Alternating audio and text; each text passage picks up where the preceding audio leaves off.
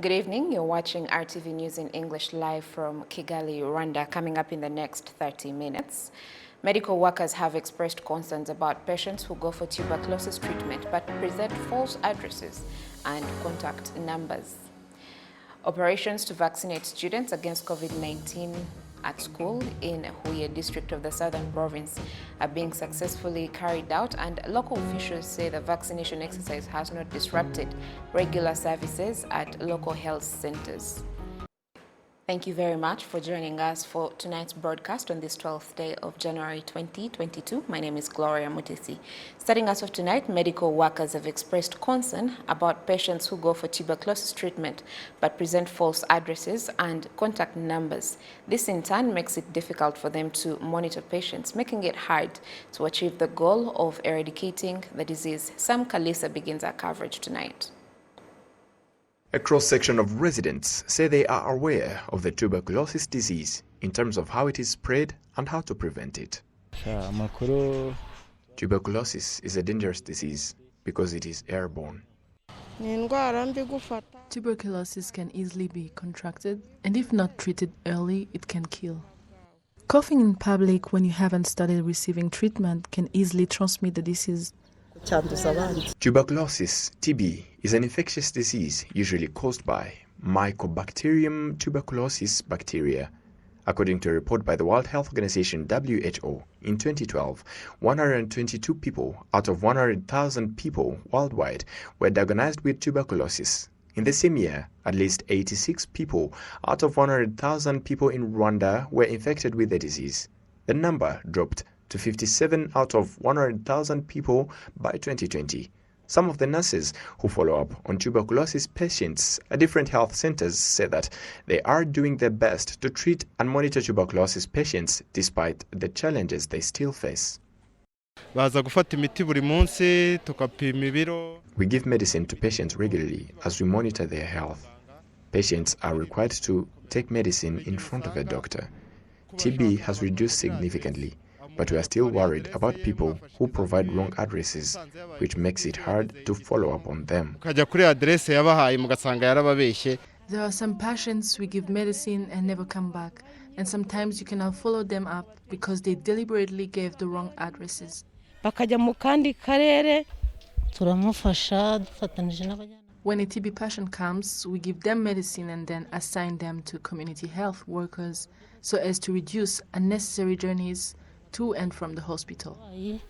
The DHS survey by the National Institute of Statistics of Rwanda indicates that 68% of Rwandans are knowledgeable about TB. The standing goal is to reduce the incidence of tuberculosis by 80% by 2030. According to Patrick Migambi, the Division Manager for Tuberculosis and Other Respiratory Diseases Department at the Rwanda Biomedical Center RBC, there are many things that need to be done to achieve this goal, including teaching and treatment. We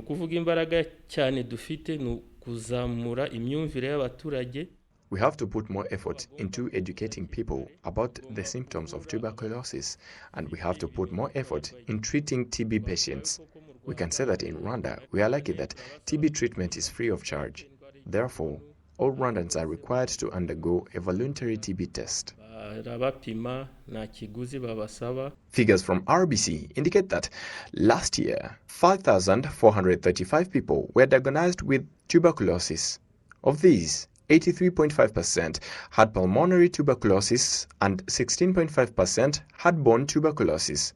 Patients with severe cases of tuberculosis accounted for 28%. Every year, 1.3% of patients who start TB treatment do not complete it due to the fact that they do not remember the dates they started taking medications. Sam Kalisa, Rwanda Television News.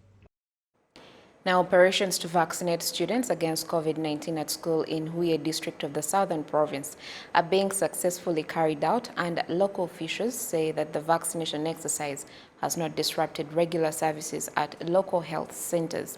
As stationary reports, up to 38,586 students over the age of 12 in Huye district of the southern province are to get their second dose of the vaccine during this exercise. At Group Scolaire Kabuye in Maraba sector on Wednesday, Students were getting vaccinated against the virus and told us that the activity has not affected their studies. I took my second dose at school and just went back to class. And in the rare case that a student needs to rest for a while after getting the jab, we have a sick bay for that. These types of vaccination exercises have really helped us. The school's administrators say the COVID-19 vaccination team is big enough to handle the more than 800 students who need to get vaccinated. 691 students between the ages of 12 and 17 are supposed to get vaccinated, with an additional 122 over the age of 18 also getting the jab.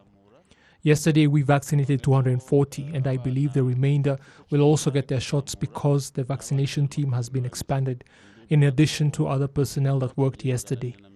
That is why I can tell you that all of them will be vaccinated by today evening with no problems.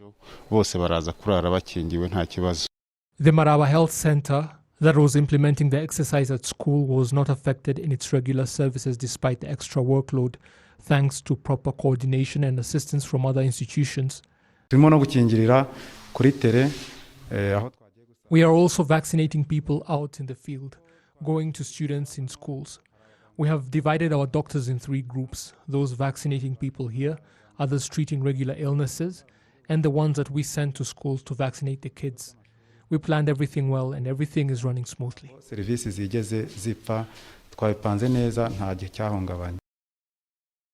District officials in Huye say the entire operation will be completed quickly despite the large number of schools there. We are very confident that it will be done quickly because we have 39 police personnel helping us with data entry and 39 medical students who were sent from the university. Every day we sit down and decide which 10 schools are to be vaccinated, and in the beginning we had planned that we should be done by Saturday. Up to 38,586 students over the age of 12 in Huye district of the Southern Province are to get their second dose of the vaccine during this exercise, with others that missed out prior getting their first dose.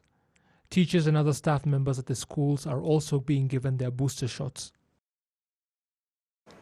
And in Rutsiro district, there is a ship that operates on Lake Kivu, transporting sand to Rusizi district and even to the Democratic Republic of Congo.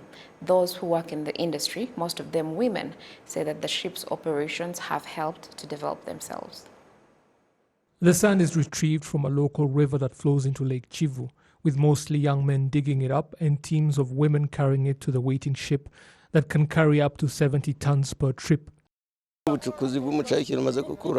Thanks to this job, I can sustain my family, while at the same time being able to save some of the money as well. Those are the 2 main benefits. We have the option to save our money on the phone or buy livestock. That is how we save our money. They pay us 2,500 Rwanda francs per day, and I've been working here for 5 years. Thanks to this job, I have health insurance and domestic livestock. Anybody able to handle the physical demands of the job is not turned back, and we have a savings cooperative that we make contributions to daily.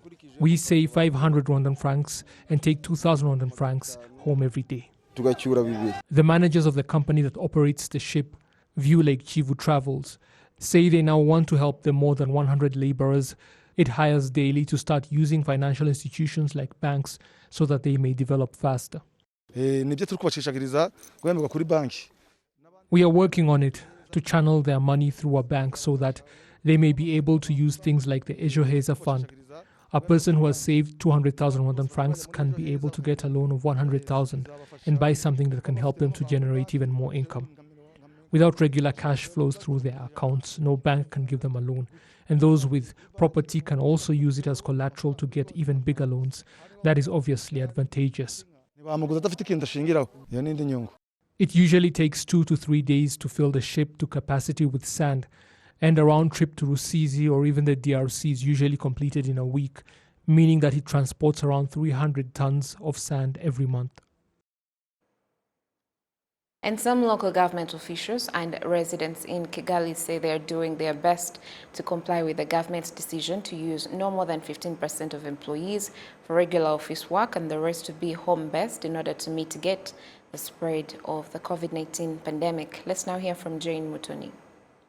In Dera sector in Gasawa district, a relatively small number of people are looking for different services at the sector offices. They say that these services could be accessed online. However, many others say that sometimes they get frustrated by the lack of internet to access these services. At my age, I can't know how to use technology or do anything online. Besides, I don't have a smartphone. So now, what can I use? The Executive Secretary of Ndera Sector, Musi Fabia, says that they have put in place appropriate measures to solve some of the problems of the people that are in line with the COVID-19 prevention guidelines. All employees are adhering to the COVID-19 preventive measures, and every Monday, employees that report to work get tested for COVID-19. On one hand, some people still go directly to government institution office in search of solutions to their problems due to not being informed on how it can be done on their gadgets or communicate with their service providers without having to move from their homes. In some cases, it's necessary to meet with the authorities, like domestic problems that require the intervention or advice from the respective authorities, something that cannot be done on phone call, and also issues related to the losses due to the COVID-19 pandemic. These are issues that one cannot keep to themselves. Various institutions, including public ones located in Kigali city, have announced that they have implemented the measures in place to comply with the COVID-19 preventive guidelines. Employees are adhering to the COVID-19 preventive measures, and every Monday, employees that report to work get tested for COVID-19. We have a website which is www.reb.gov.rw. This is where we put all the information, including announcements, and one can contact any of our employees through this website. The cabinet meeting held on January 7, 2022, decided that the government institutions should use no more than 15% of the total number of workers and the rest to work from home. Jane Mutoni, RTV News. And let's now take you to Nyagatare district, where former drug traffickers and other illegal smuggling activities in the district who have now been given jobs say that after being hired by the Rwandan government, their lives have changed for the better, and they now condemn these activities that sometimes led to their imprisonment in the past. Tabagwe sector is one of the sectors where drug trafficking and other illegal smuggling activities were prevalent. Former traffickers and smugglers formed a group that currently consists of 500 people, both young and old.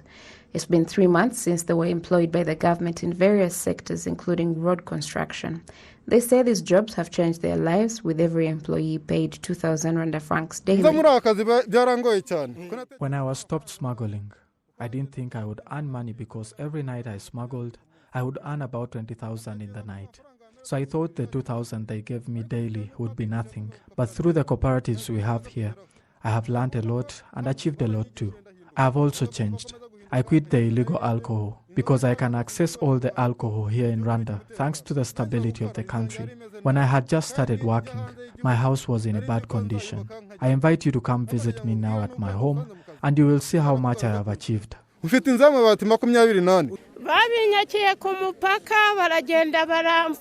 They took the goods that I had smuggled at the border. I was arrested, and after my time was up, I left that place and vowed before God and other leaders that I wouldn't cross back to Uganda. I will not forget that experience. Apart from those that got jobs, the general population acknowledges that life has changed for the former smugglers, which has ultimately benefited the entire community. They drink, but they drink the alcohol we have here in Rwanda. And they drink responsibly because they now have jobs. However, these former smugglers are now asking for more development projects to be availed to the adults among them and for the youth to be enrolled in vocational schools to further their development. As youth, there are some that have finished school but have no jobs. So if they could set up projects for us, such as a vocational school where we can learn, this would help us develop ourselves and our future families too.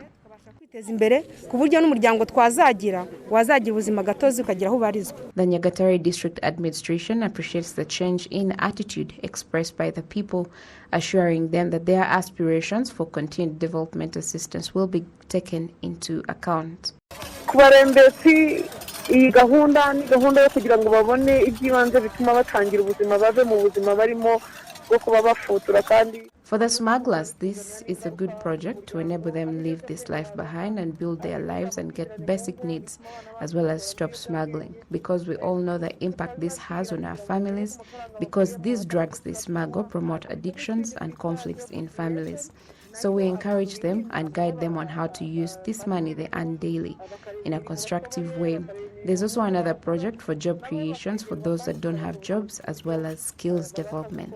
Ikindi dufite nanone na skills development aho tubongera ubushobozi. Iyo gahunda nayo irahari biri no mu mihigo. Figures show that about 2,500 former smugglers are now employed in Nyagatare district. And as the world continues to battle with the coronavirus pandemic, a cross-section of Rwandans have picked up an interest in made in Rwanda products, which is slowly diminishing the notion that exported products are more reliable than locally made products. Innocent Mugabo now reports. As made in Rwanda shoe production across the country, including Kigali City, continues to grow, so does the availability in various markets in the country. Those in the business stress that a lot has been achieved in terms of development. These also note that so far, all Rwandans haven't positively perceived made in Rwanda footwear, hence a need to intensify awareness campaigns to add value to the products as well as increase its customers. At first, people had no trust in our products, but things are changing now. They had a perception that made in Rwanda products are not of good quality, but that's not true. They should love domestic products. Let them trust us and come and try out our products.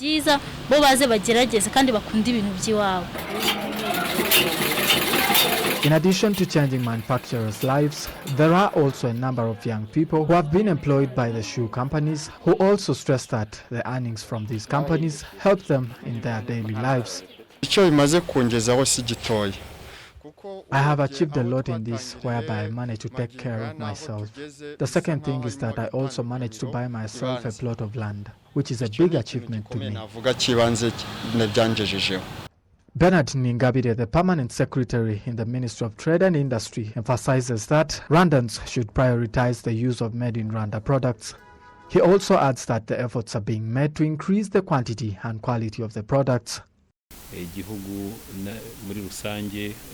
The country is investing in all the efforts to ensure that we increase both the quantity and quality of made in Rwanda products, to reduce those exported, not forgetting developing our small and medium enterprises. When the COVID-19 pandemic hit Rwanda in early 2020, many of the products were unable to enter Rwanda due to the fact that many countries had closed their borders. It was then that the importance of improving domestic production was to replace what had to be exported. Innocent Mugabo, RTV News. As always, it's a pleasure to have your company. Have a good night. God bless you and keep you. And until next time, I am Gloria Mutesi. See you soon.